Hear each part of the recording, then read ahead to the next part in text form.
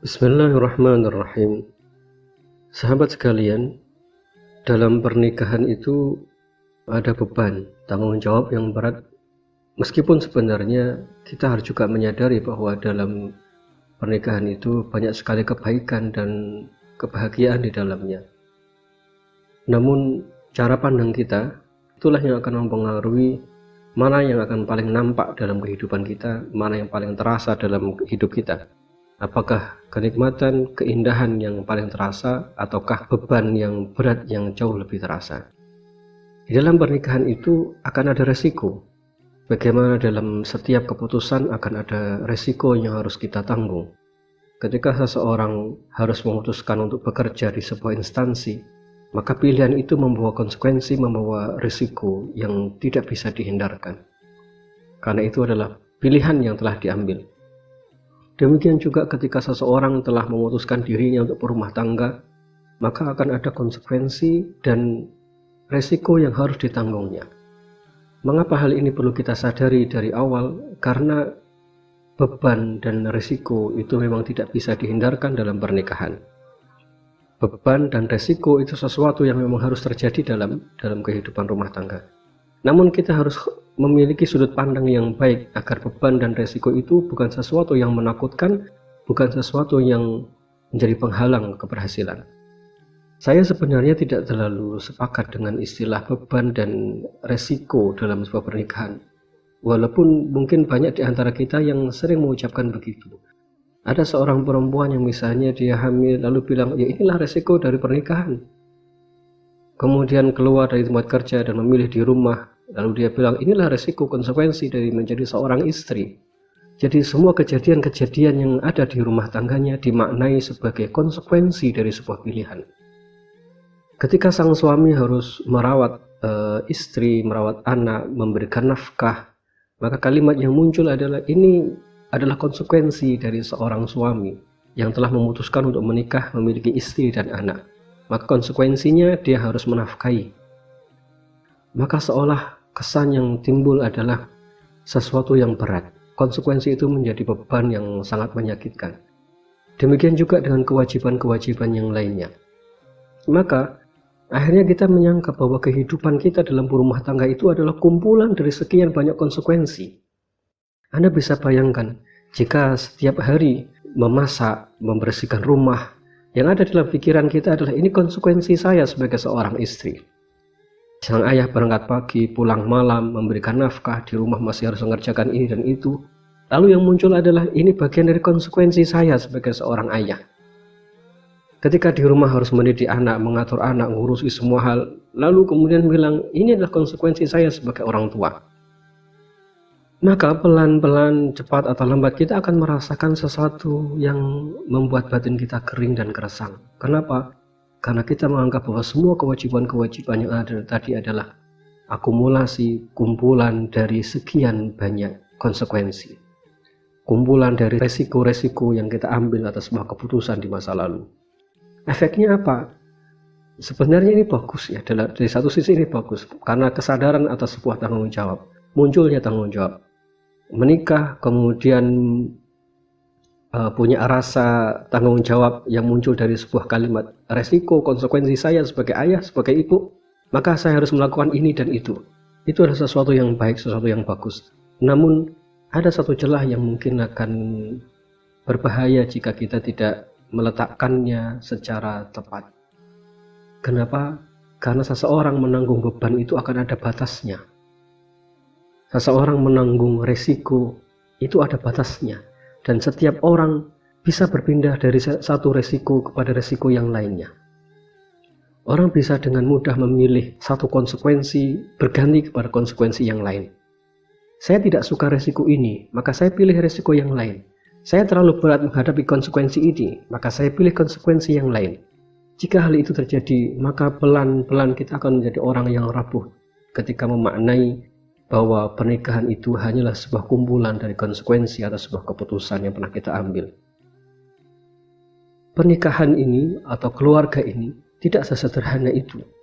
Walaupun mungkin di dalamnya betul ada tanggung jawab, tetapi bingkainya bukanlah tentang konsekuensi, bingkainya bukan pula tentang resiko atau beban. Dari sinilah nanti kita akan memahami kenapa dalam agama ini ada hak dan kewajiban dalam rumah tangga. Ada kewajiban suami, ada kewajiban istri. Apa sih hikmahnya sehingga Allah kemudian memberikan sebuah aturan dalam agama ini? Ada kumpulan banyak, kumpulan aturan-aturan tentang kewajiban seorang ayah, seorang suami, dan ada kumpulan kewajiban-kewajiban seorang istri dan kewajiban seorang anak.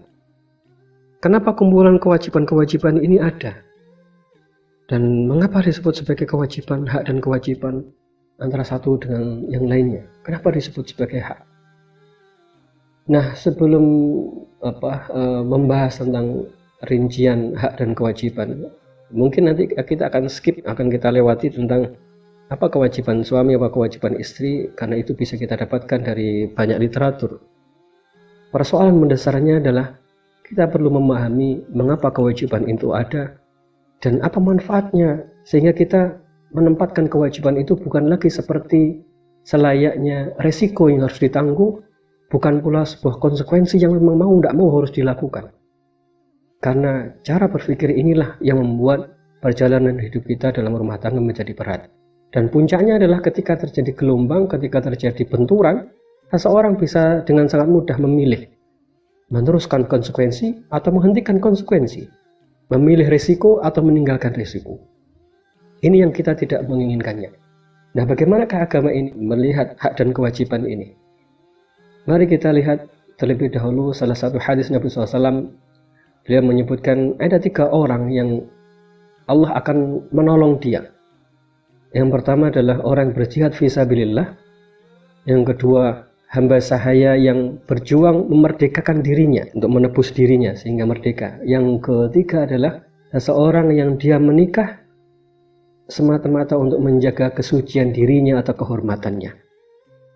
Kita lihat sudut pandang yang berbeda di hadis ini dengan poin awal yang tadi kita bahas. Ada orang yang takut menikah karena bebannya berat.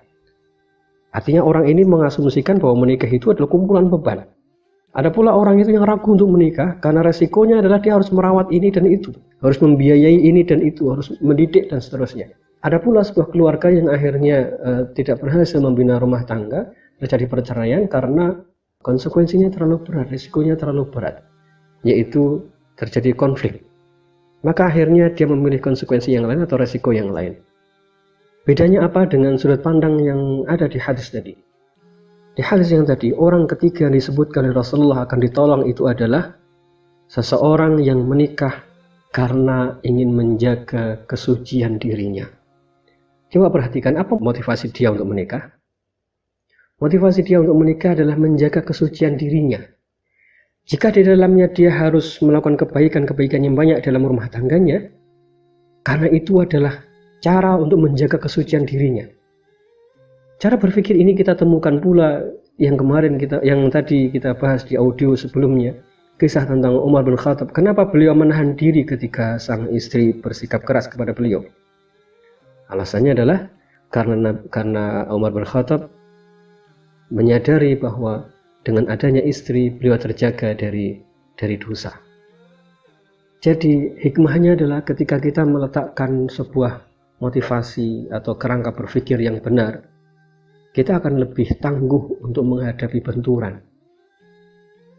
Ini mungkin salah satu rahasianya kenapa Umar bin Khattab mampu mengendalikan diri ketika terjadi perselisihan dengan sang istri.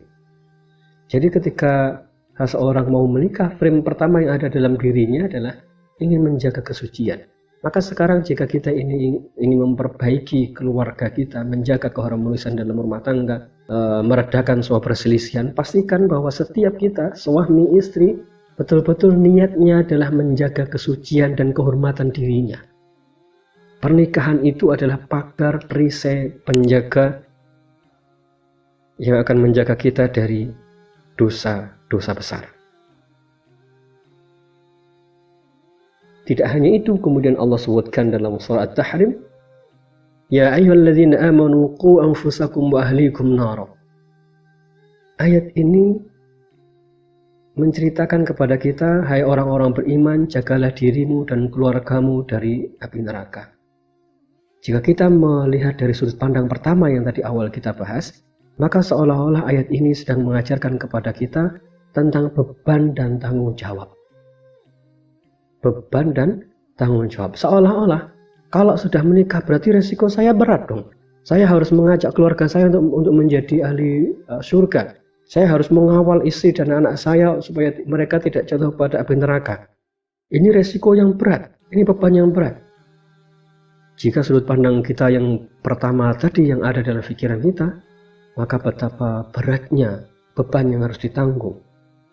Karena kita harus menjaga istri, anak, tidak hanya di dunia, tapi juga di akhirat. Betapa besar tanggung jawab seorang ayah, seorang suami. Namun lain halnya jika sudut pandang kita adalah bahwa pernikahan ini adalah sarana untuk menjaga kesucian diri. Kesucian diri kita sebagai ayah akan terjaga jika kita menjaga kesucian diri seorang istri dan anak kita. Maka cara berpikirnya menyikapi ayat yang tadi, surah At-Tahrim tadi, dia bukanlah beban yang membuat hidup kita menjadi berat, tidak. Tetapi itu adalah pagar, frame, bahwa setiap orang dia harus memiliki orientasi akhirat. Apa orientasi akhiratnya? Menjaga istri, suami, anaknya agar tidak terjatuh pada api neraka. Ini frame yang sama seperti dalam hadis tadi, seseorang yang dijaga oleh Allah SWT adalah yang akan ditolong oleh Allah SWT adalah yang mereka menikah karena ingin menjaga kesuciannya, menjaga kehormatannya. Maka sama persis dengan surah At-Tahrim ini, motivasinya adalah menjaga diri agar tidak terjatuh pada kemaksiatan, agar tidak terjatuh dalam dosa yang akhirnya bisa menjerumuskan kepada api neraka. Makanya Ibnu Katsir rahimahullah beliau menjelaskan yang dimaksud qu anfusakum wa ahlikum nara itu adalah ajarkan kebaikan pada dirimu dan keluargamu. Frame pertama itu adalah menjaga kehormatan. Jadi kalau ini yang ada dalam pikiran kita, maka semua tema tentang kewajiban-kewajiban tadi bukan seperti momok yang ada dalam pikiran kita. Karena kalau kita membaca tuntut panduan pernikahan, misalnya kita buka kewajiban suami ABC, kewajiban istri ABC, maka seolah-olah seperti beban. Seolah-olah seperti resiko yang begitu berat. Tapi manakala kita menggunakan sudut pandang ini, kita menikah semata-mata untuk menjaga kehormatan dan kesucian kita. Maka ketika kita menjaga niat kita untuk menjaga kehormatan, seorang suami menasihati istri, pada hakikatnya itu untuk dirinya sendiri. Ketika memenuhi nafkah untuk keluarga, hakikatnya itu untuk dirinya sendiri, supaya terjaga kesuciannya, supaya terjaga kehormatannya.